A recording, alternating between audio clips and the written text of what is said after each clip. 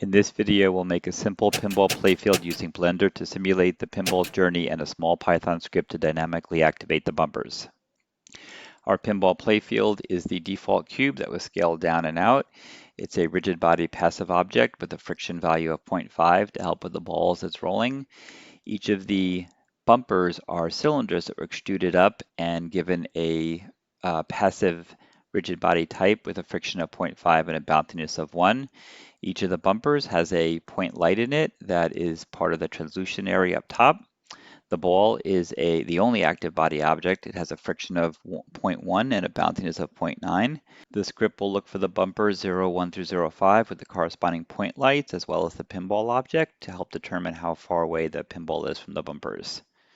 Here's an example of Blender taking care of the physical simulation of the ball rolling down the hill and bouncing off the bumpers.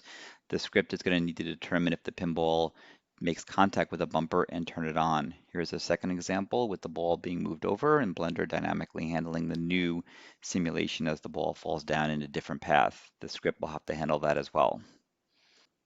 Now let's take a look at the scripting. From the Layout tab, we're going to click on the Scripting tab. The goal of this script is to determine if the pinball has collided with the bumper, and if it has, to dynamically turn that bumper's light on for a small period of time. To determine if it's collided, we're going to use a threshold of distance between the ball and the bumper, and if that threshold is crossed, we're going to assume it collided. The threshold for this script is set to 0.7.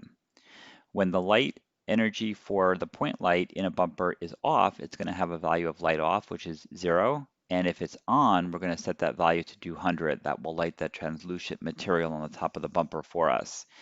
Every time the ball hits a bumper, it's going to stay on for a certain length of frames, and that in this script is 20, which is about 2/3 of a second. The bumpers are enumerated here in this list, bumper 001 through 005. You could also put these bumpers in a collection if you wanted to and loop through them there. We're going to use the naming convention of each bumper to get to the corresponding point light to be able to detect if it's on and to turn it off and on as necessary.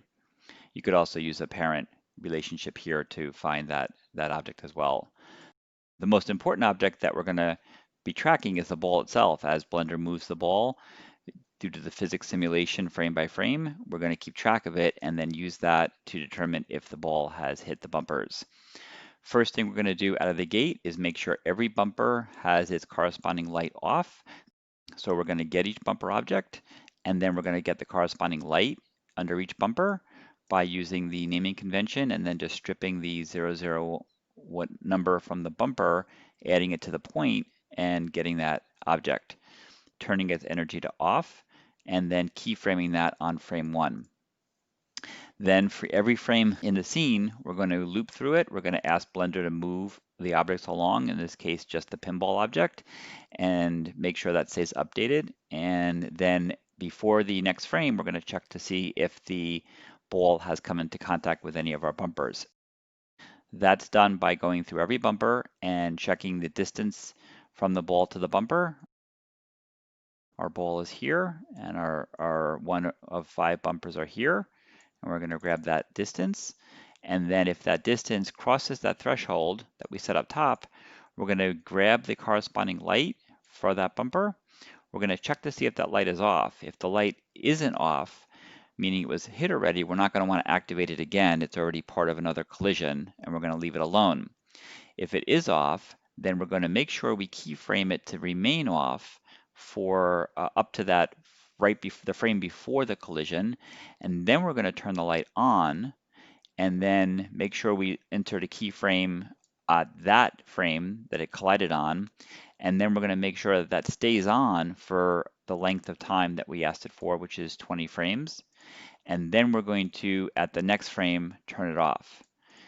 We're going to do this every frame and until the end of the scene, and what should happen is the bumpers should go on and off on their own as the ball interacts with them. Here's some more examples with sound effects added into the video. You can use this approach in many other applications, leaving Blender to handle the physics simulations and adding your own triggered actions or effects on top. Please leave any questions or comments below, and if this was helpful or entertaining in any way, please like and subscribe. Thanks for watching.